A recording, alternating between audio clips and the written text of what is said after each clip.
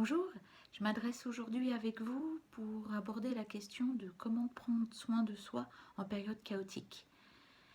Je m'appelle Céline Vincent et j'accompagne des hommes et des femmes qui sont un peu beaucoup perdus sur certains aspects de leur vie et pour ramener plus de sérénité et plus de calme dans ce quotidien.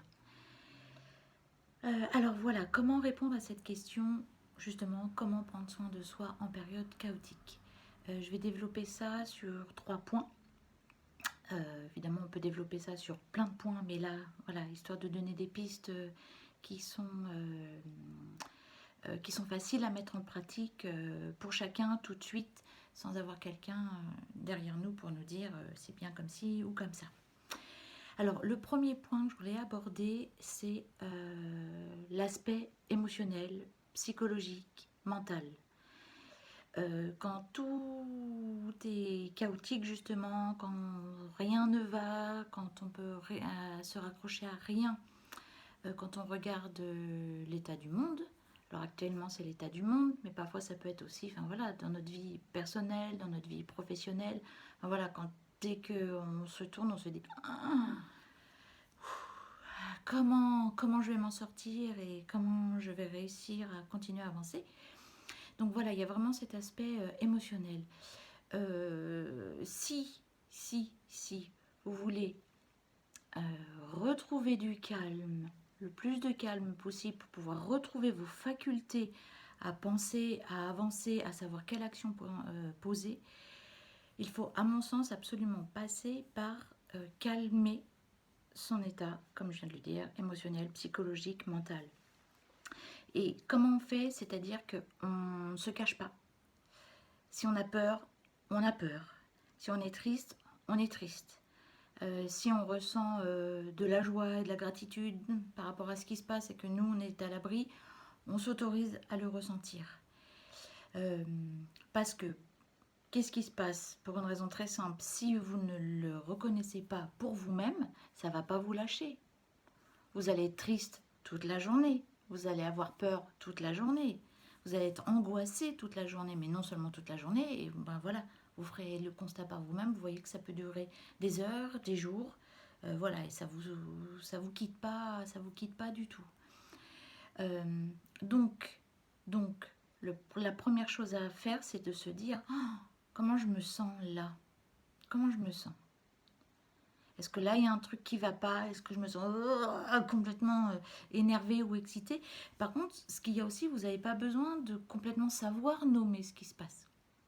Bon, la colère, en général, on la reconnaît bien. La peur, on la reconnaît bien. L'angoisse, voilà. Enfin, c'est des choses, on nous en parle tellement que, voilà, ça, on reconnaît bien. Mais parfois, il peut y avoir tellement d'émotions, d'états, de sentiments mêlés. Hein, on peut être, voilà, là, avoir peur pour sa sécurité physique, pour sa sécurité financière, et en même temps se dire, waouh, mais ça fait super du bien, là, pour l'instant, d'être confiné à la maison et de pouvoir faire plein de choses que je ne pouvais pas faire habituellement. Vous voyez, ça peut être oscillé entre waouh, une peur extrême et puis une joie intense. Euh, et c'est pas l'un ou l'autre. Vous allez osciller avec l'un et l'autre. Donc tout ça, c'est important de vous dire que tout ça existe en vous. Vous n'êtes pas anormal de ressentir plein de choses en même temps. Hein, ça bouillonne. Le monde bouillonne de tout ça, donc forcément, vous êtes un être humain. Vous êtes un être humain. En tant qu'être humain, eh ben, vous faites partie de cette nature. Hein, c'est pas la nature et l'être humain, c'est l'être humain qui est la nature. Donc, quand il y a des soubresauts, quand il y a quelque chose qui se passe, hein, cet effet papillon, on en parle au niveau économique, mais il est valable partout, notamment comment on se sent. Donc, voilà, il y a tout un frémissement planétaire, et ben, nous en sommes affectés. Et nous en sommes affectés à la mesure de comment on ose et comment on est honnête de se regarder par rapport à nos émotions. Ce qui est hyper important dans ce regarder et d'être honnête par rapport à nos émotions, c'est que ça va affecter votre environnement proche. C'est-à-dire le premier, vous-même, évidemment. De comment vous allez vous sentir, ça va amener soit actions, soit des réactions. Et si vous n'êtes pas au point avec ce que vous ressentez, ça sera toujours des réactions. Il y aura toujours des réactions émotionnelles. Oh, j'ai peur de ceci, j'ai peur de ça. Oh, je viens de lire ça. Oh, comment je me sens. Oh, un tel il dit ci, un tel il dit ça. Waouh. Enfin, vous voyez, vous allez faire un yo-yo. Enfin, ouais, enfin, l'image qui me vient là, c'est vraiment, vous allez faire les montagnes russes émotionnelles. Si c'est pas le grand 8, hein, c'est-à-dire la montagne russe, ça peut vous faire ça. Dans le grand 8, vous allez y aller, ça va bien vous secouer. Donc voilà, c'est vraiment ce premier pas, il est avec vous-même. Comment vous vous sentez va déterminer comment vous allez entrer en relation avec les autres. Et là, actuellement, logiquement, c'est ceux que vous aimez le plus. Hein, c'est votre conjoint, votre conjointe, c'est vos enfants, c'est vos animaux. Voilà, comment vous allez être avec eux. Est-ce que vous allez être hyper excité et énervé et au moindre truc, vous allez vous en prendre à eux? Alors, soit ça peut être verbalement, mais physiquement aussi. Voilà. Je fais une parenthèse là, ça ne veut pas dire que vous allez être calme et zen tout le temps et que vous allez entrer en relation avec eux d'une manière qui soit complètement douce et neutre. C'est pas ça du tout. C'est-à-dire que vous allez avoir une émotion, mais vous allez être conscient que cette émotion, ce que vous ressentez à l'intérieur de vous, ça vous appartient à vous et c'est pas l'autre le responsable. Donc, admettons que vous ayez une parole plus haute ou que vous n'ayez pas écouté votre conjoint, votre conjointe, vos enfants, ils vous tapent sur le système et il y a un ah, ça suffit. Ça peut sortir, hein, parce que voilà, on est dans des conditions inhabituelles pour nous, on ne sait pas bien gérer ça, donc ça peut sortir comme ça. En même temps, ça ne vous enlève pas du tout votre, douceur de cœur, c'est-à-dire le pardon. De demander pardon. Je suis désolée. J'ai eu une émotion tellement forte, elle est sortie d'un coup. Je t'ai parlé comme ça, mais mince, je suis désolée. Peut-être que ça va se reproduire pendant cette période parce que je me sens à cran. Et voilà, je suis désolée. Hein, j'espère qu'on peut voir ensemble comment faire au mieux pour qu'on soit doux les uns avec les autres. Bon, vous voyez, je vous fais une petite phrase un peu ressentie comme ça. Sur le moment, logiquement, quand vous êtes relié à quelqu'un, votre cœur, il va parler tout seul. Vous allez vraiment, vous pouvez vous asseoir à côté de lui, lui prendre la main, même si vous n'avez pas les mots. Si vous n'êtes pas un grand communicant, si vous n'avez pas parlé, si vous n'avez pas l'habitude de parler, c'est pas grave. Vous vous mettez à côté de celui à qui vous pensez que ça... Waouh, voilà, ça a pu être vraiment violent de recevoir ça. Et le câlin, magique. Voilà, si vous n'êtes pas démonstratif, encore une fois par le câlin, eh bien vous prenez la main, vous mettez une main sur l'épaule. Enfin, vous voyez un geste, vous suivez votre cœur. C'est le moment de suivre son cœur. Ça, je vais aborder ça dans d'autres... j'ai dit que j'allais en parler en 3 points. Je vais faire 3 vidéos sur ces 3 points. Le deuxième point sera justement ça, cette période du cœur, parce qu'elle nous invite à revenir à soi. Parce que tant qu'on va être perturbé par... Pierre a dit ça, Paul a dit ça, et Jacques, je ne vous raconte pas ce qui vient de sortir aujourd'hui, je suis complètement paumée. Donc ça, je vais voir ça dans une deuxième vidéo. Donc une fois que vous avez réussi à peu près à faire le point, en tous les cas à être conscient que ce que vous ressentez, ça vous appartient à vous, il y a quelque chose de très concret que vous pouvez faire pour vous aider. Soit, en plus ce qui se met en place actuellement, vous pouvez chercher sur internet, il y a plein de plateformes psychologiques, il y a plein de gens vraiment parfaitement formés à l'écoute que vous pouvez appeler gratuitement. S'il y a vraiment un... si vous en pouvez plus, vous en pouvez plus d'être seul, d'être avec vos conjointes, ça se passe pas très bien, les enfants, vous savez pas comment les gérer, cette situation est pour vous insupportable. Bon, voilà, il y a vraiment cette action-là à aller mettre en place pour vous. Contactez un professionnel qui saura vraiment vous écouter. Si vous n'y arrivez pas, si c'est pas votre truc, bref, pour plein de raisons, ce que vous pouvez mettre en place par vous-même, c'est extérioriser ces émotions.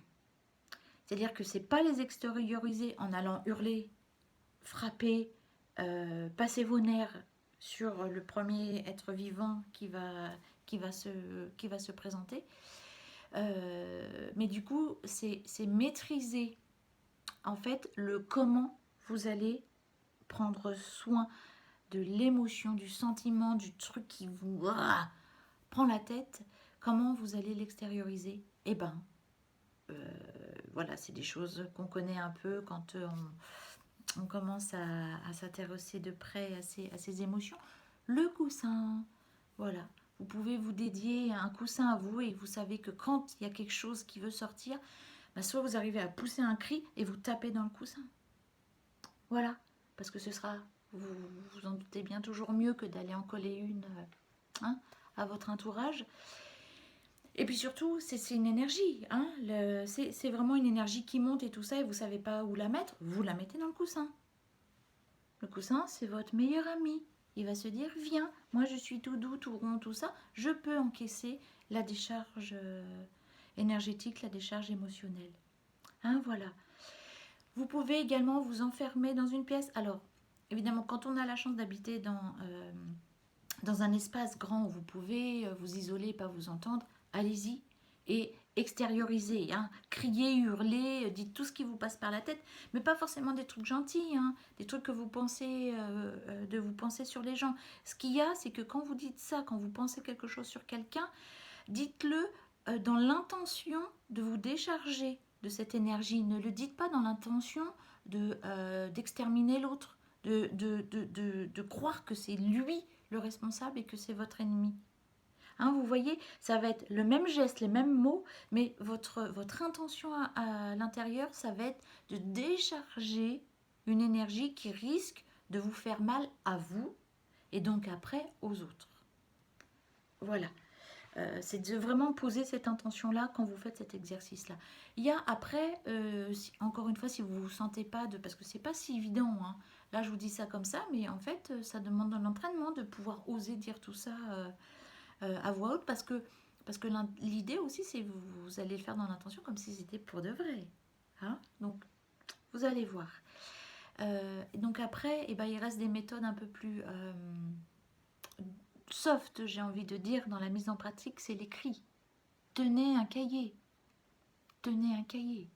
Ou des feuilles. Écrivez. Écrivez. Peut-être le matin, l'après-midi, peu importe. Vous écrivez. Et ce qui est hyper important dans ça, c'est ça n'appartient qu'à vous.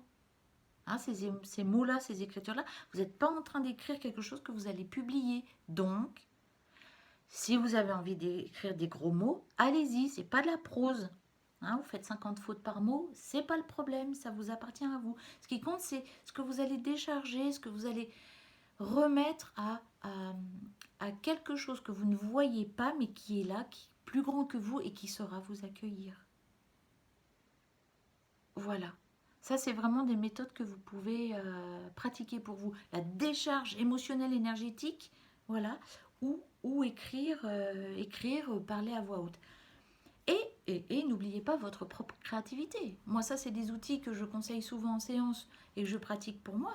Mais peut-être que vous, moi, il y a des clients, ils m'ont dit, mais c'est non, ça, je ne me vois pas faire ça. Et ils ont trouvé leur propre méthode.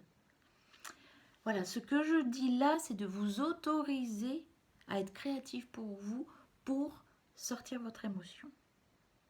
Hein, l'émotion, voilà, tout ce qui va tourner dans votre tête aussi, hein, le mental à fond, ce qui va entraîner un état voilà, psychologique peut-être au niveau où vous n'allez pas vouloir vous lever le matin. Et puis voilà, et puis l'état émotionnel qui va vous faire avoir des réactions soit vous êtes au courant, clac, vous arrivez à faire avec et à les accueillir, soit vous êtes complètement débordé par elles et elle vous comment dire, elle prend le lead complètement sur vous et vous êtes manipulé par elle. Voilà. Donc tout ça, les émotions, c'est pas un problème, hein, tout ce que vous ressentez, tout ça, tout ça. Ce qu'il y a, c'est juste de savoir comment vous voulez être en lien avec vous-même et avec l'extérieur. Est-ce que ça vous va d'être toujours sur les nerfs ou en colère ou tout ça et d'aboyer sur vous et sur les autres et que ça vous donne de la joie? Pourquoi pas? Hein? Enfin, voilà, c'est en ça que c'est pas un problème, l'émotion. C'est juste de savoir, vous voulez vivre quoi? Voilà, est-ce que vous avez envie de douceur, de paix, de reliance, d'amour, d'amitié? Voilà, et dans quel cas, comment vous agissez, comment vous êtes? D'abord, comment vous êtes, hein, et après, comment vous agissez pour vous offrir les meilleures conditions de vivre ce que vous souhaitez. Euh, voilà.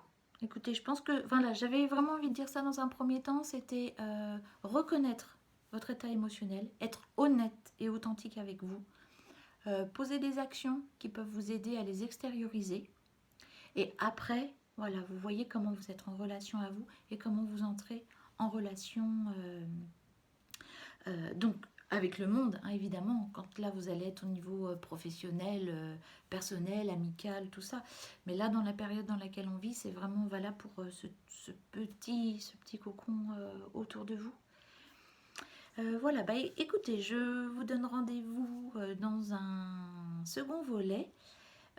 Parce qu'une fois qu'on a pris soin de ses émotions, une fois qu'on a, voilà, qu'on sait à peu près où on en est, ce qu'on ressent en tous les cas, voilà, ce qu'on sait qu'on ressent, c'est vraiment l'invitation après à aller, hop là, revenir à soi.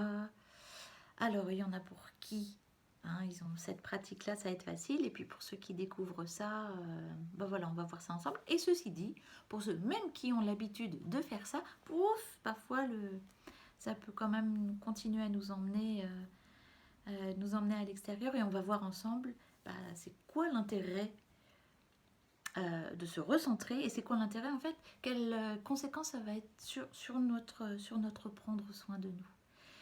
Écoutez, je vous souhaite, j'ai envie de vous dire le meilleur hein, de ce confinement selon où vous êtes. J'espère que voilà, pour vous, vous êtes en sécurité là où vous êtes et pendant que vous regardez cette vidéo. Bah écoutez, avec joie pour lire vos commentaires. Si vous aimez la vidéo aussi, vous savez ce qu'on vous dit partout un petit peu, les petits pouces, les machins et tout ça, parce qu'en fait ça aide à ce que la vidéo elle soit de plus en plus visible. En tous les cas, c'est si vous avez apprécié le message, j'apprécierais voilà, de savoir que ça contribue en fait pour vous. J'ai envie de vous souhaiter le meilleur, bien sûr, mais le meilleur de vous, le meilleur du prendre soin. À bientôt, au revoir.